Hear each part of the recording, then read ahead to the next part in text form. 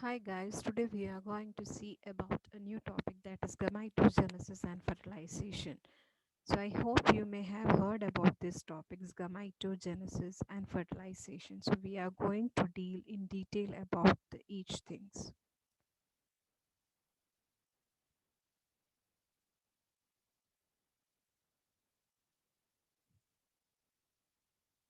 The first we are going to see the gametogenesis, the term gametogenesis.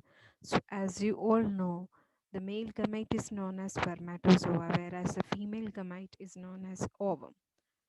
So the process involved in the maturation of the two highly specialized cells, that is spermatozoa in the male and ovum in female, before they unite to form zygote is called gametogenesis. So the formation of or the entire process of the formation of the male gametes or the female gametes, that is known as gametogenesis. So in males, the gamete which is formed will be known as spermatozoa, and in females, the female gamete is known as the ovum. So the process involved in the maturation of these two specialized cells, that is spermatozoa and ovum, before they unite to form euzygote. So when the male and female gametes unites, and that will lead to the formation of the zygote. So before that, in the individual person, like in male the spermatozoa will be formed, and in the female the ovum will be formed. So that process is known as gametogenesis. So first we are going to see about the term oogenesis. So oogenesis is a process involved in the development of a mature ovum is known as oogenesis. So as we said, the female gamete is known as ovum. So the process which is involved in the development of a matured ovum, that is known as oogenesis. So genesis, the term indicates that is a creation. The process of creation of or development of a matured ovum is known as oogenesis. Now we are going to see about a structure of a matured ovum. So the oogenesis process, the end product will be the formation of a matured ovum. So now we are going to see in detail about the structure of the matured ovum. So I think you may be knowing fully matured ovum, it is the largest cell in the body. So our body is made up of cells. So in that, among that cells, the fully matured ovum is the largest cell in the body, and it is about 130 microns in diameter. And as we if we compare it with other cells in our body, like that only, it contains the cytoplasm and a nucleus with its nucleolus, and it contains 23 chromosomes, and so it will be 23x. During fertilization, the nucleus is converted into a female pronucleus, so that we will be dealing afterwards.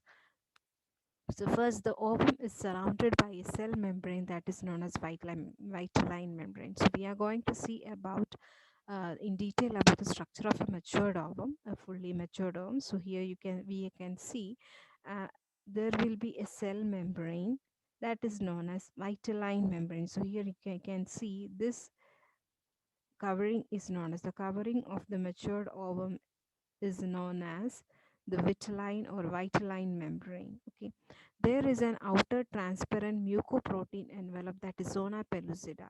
So just above the vitelline membrane, we can see that there is a mucoprotein envelope, this blue color, that is made up of mucoprotein, mucus and protein, and that will be termed as zona pellucida.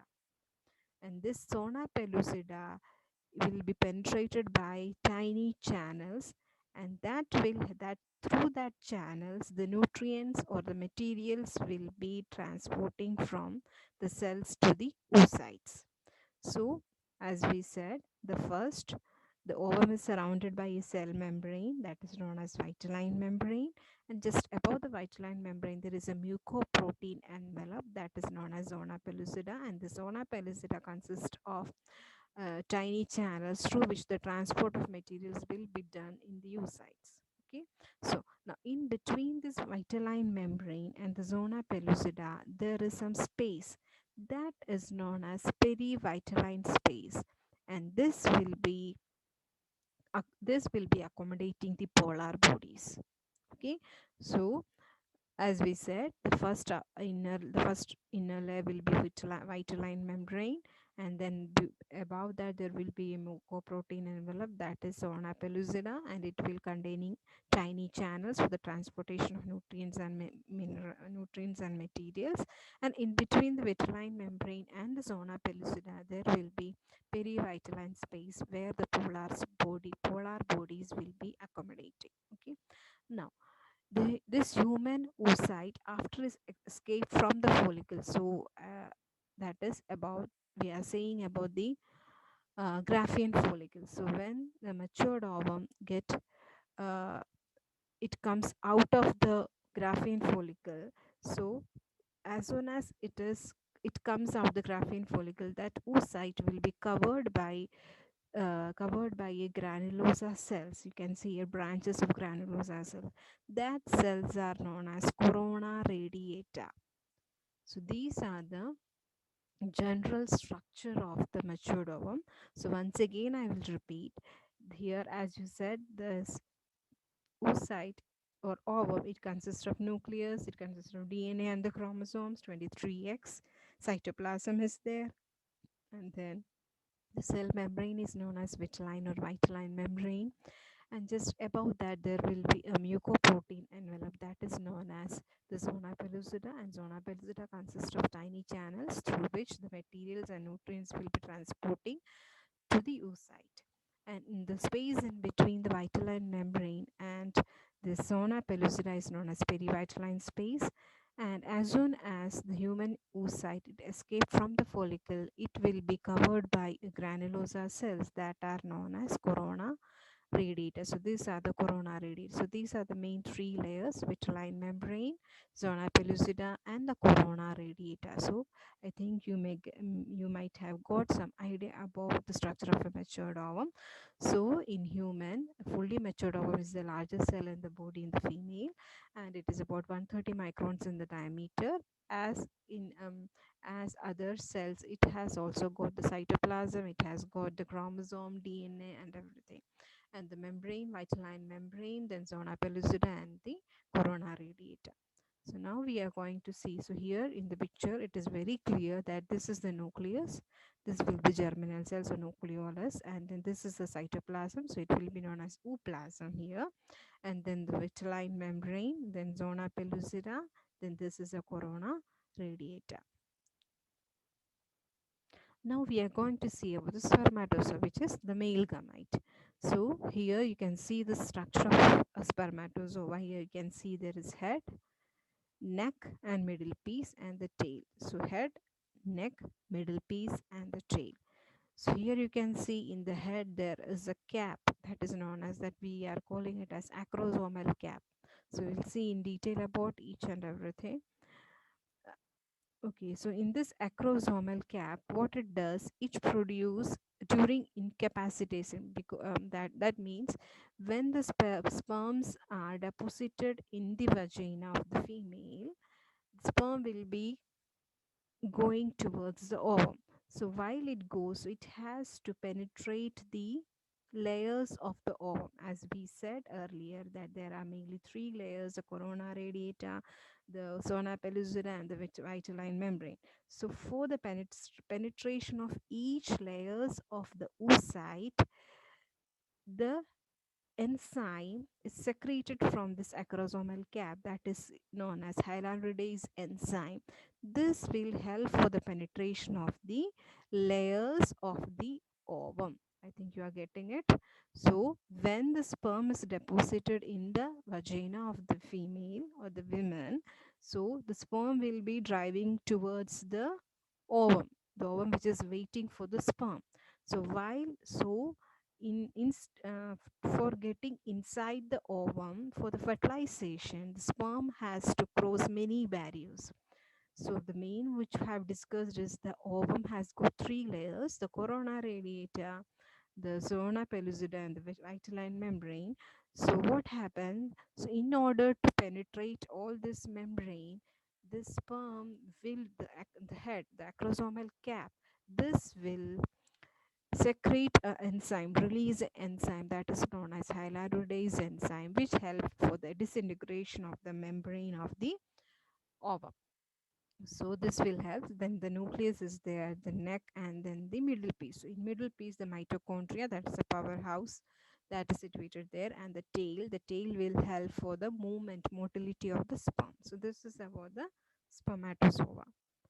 Now we are going to see about the process of oogenesis and spermatogenesis. Okay, so that is gametogenesis.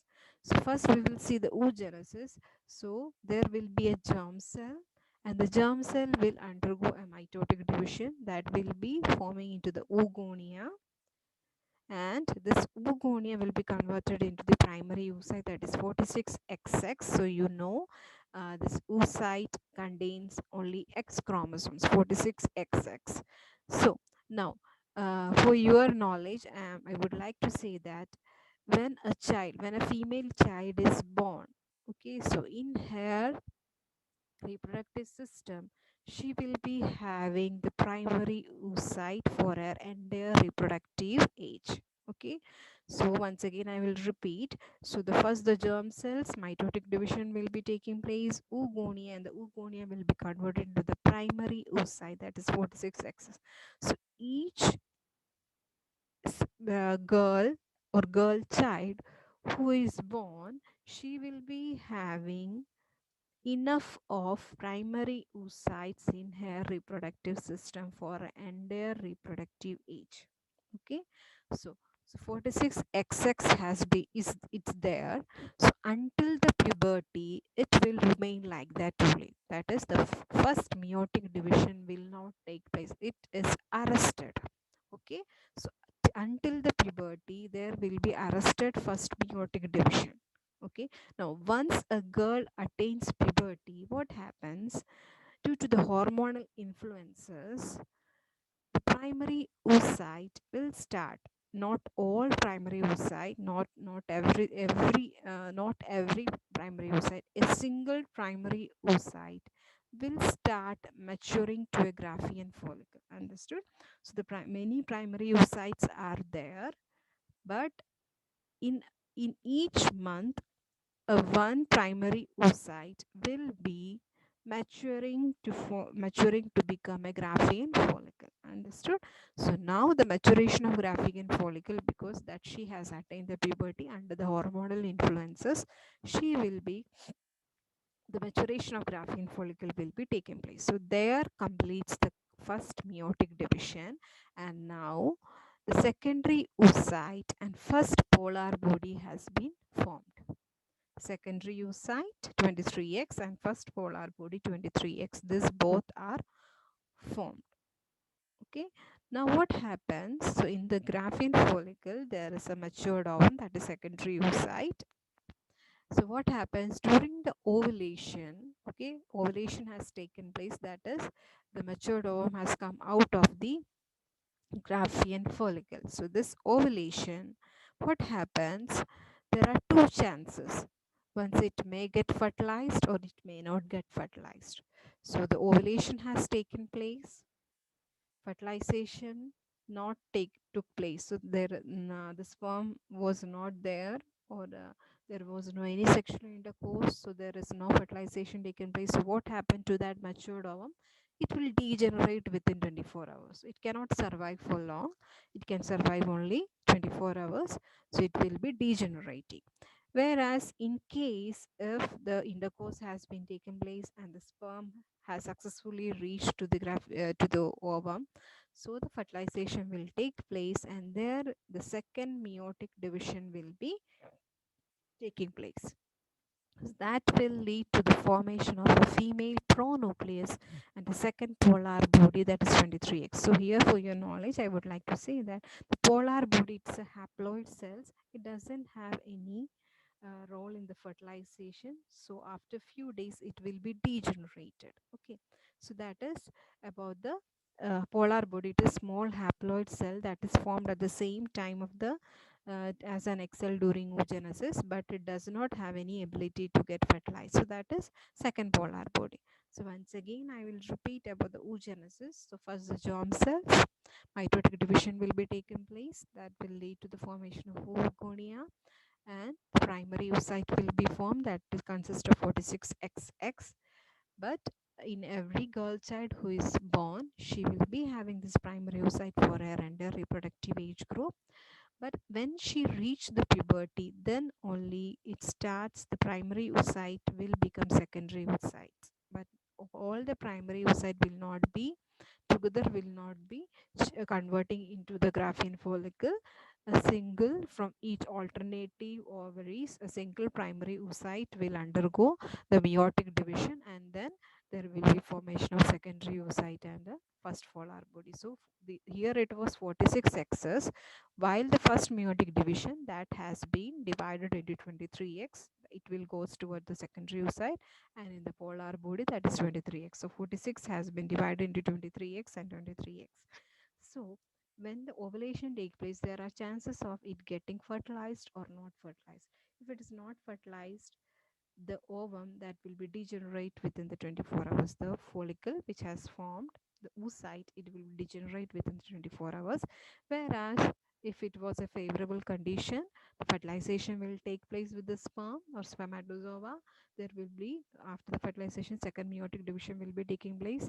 Again, the female pronucleus has been formed. It consists of 23X, and the second polar body, that is 23X. So second polar body doesn't have any ability for the fertilization. It will be degenerated as the days goes on.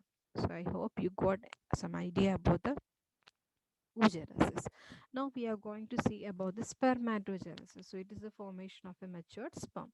So as in the same like in the oogenesis, first the germ cells will be there. It will undergo the mitotic division. It form the spermatogonia, primary spermatocyte 46XY. Then the first meiotic division. Here you can compare it with the oogenesis. Here the first meiotic division has not taken place, but here the first meiotic division will be taking place.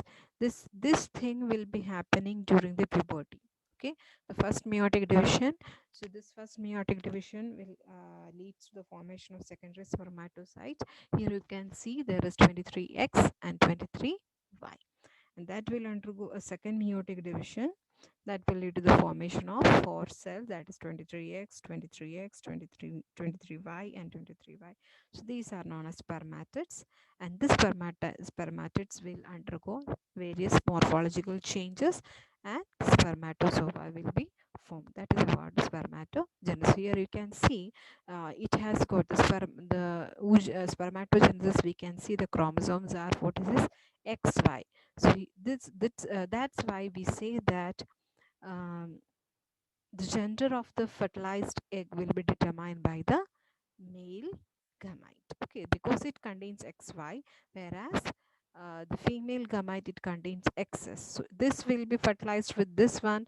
So however, female gamete can contribute only X, whereas the spermatid in the male gamete, they can contribute X or Y. So that will, if it is XX, the female baby will be born, and if it's XY, it will be male. So that is about the gametogenesis, both the oogenesis and the spermatogenesis. So now we will see this, what happens really, or what is sperm capacitation and acrosome reaction. So already the capacitation is a physiochemical change in the sperm by which it becomes hypermotile and is able to bind and fertilize a secondary oocyte. So capacitation is the process. What happens in that? Some physiochemical changes is taken place. So because of that, the sperm will become hypermotile. So it will be able to move more faster, and it is able to bind and fertilize the secondary oocyte. So entirely the sperm is becoming it is becoming capable for the fertilization. That is, in simple term, that is known as capacitation. So this capacitation is take place in the genital tract and takes about 2 to 6 hours. Okay. Now, the activation of the acrosomal membrane causes release of hyaluronidase enzyme that help the sperm to digest the zona pellucida and to enter into the oocyte. So, as I said, in the sperm, the head consists of a acrosomal cap. So, When it get activates, it will release an enzyme that is known as hyaluronidase enzyme. This will help the sperm to digest the zona pellucida. You know what is zona pellucida, and due to that, the sperm will be capable to enter into the oocyte. Okay, so this is so now what happens? A sonar reaction is taking place. So you just imagine many sperms, millions of sperms are deposited in the vagina of the female. So each sperm will be trying to go towards the oocyte, female gamete. So during the travel, many of them will lose the way, so they will not able to go.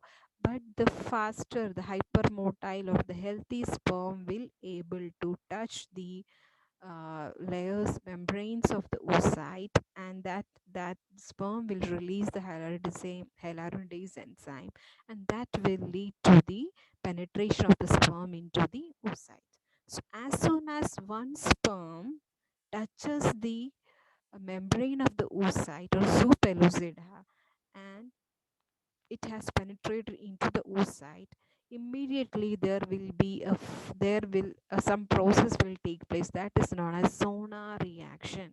The sonar reaction, what happens? The sonar pellucida will become hardened.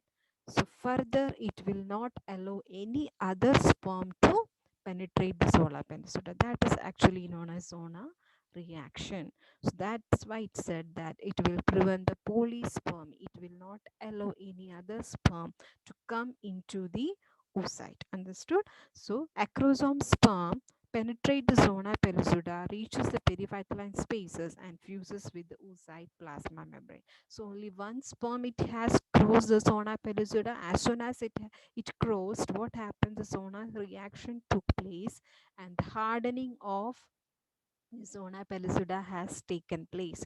It will not allow any other sperm to come into the oocyte. So that is actually sperm capacitation and acrosome reaction or zona reaction. I hope you have understood. So here you can see the clear picture. So in the here the number 1 you can see here. So the sperm is coming, it is touching the, you can see the sperm migrates to the quarter follicle cells and binds to the receptor molecules in the zona pellucida of the egg. So it has touches this is the corona radiata, the cells, but it has crossed the corona radiata, but the sperm which touches the um, zona pellucida, okay, what happens? There will be, here you can see in the number 2, from the acrosomal cap, the hyaluronidase enzyme has been released. So what it will do, here you can see this binding induces a acrosome reaction in which the sperm releases hyaluronidase into the zona pellucida. So due to that, what happens in the number 3, you can see breakdown of zona pellucida by these enzymes allow the sperm to reach the plasma membrane of the egg.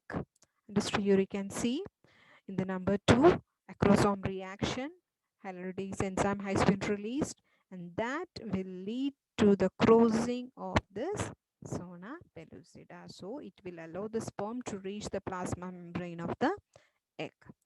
In number 4, you can see the nucleus and the other components of the sperm enter the egg. So here the head has entered, head consists of nucleus, and even the other components has reached into the egg. Okay. Now in number 5, you can see, as we said earlier, the cortical granules form a barrier called fertilization membrane, which now functions as a block to polysperm. That is, literally, it is what is happening. That is zona reaction. So what happens? That there will be hardening of this layer. So it will not allow. Here you can see it has got the, see here the green color. It has started making a barrier so that no further sperm will come into the egg. So that's what is happening during fertilization.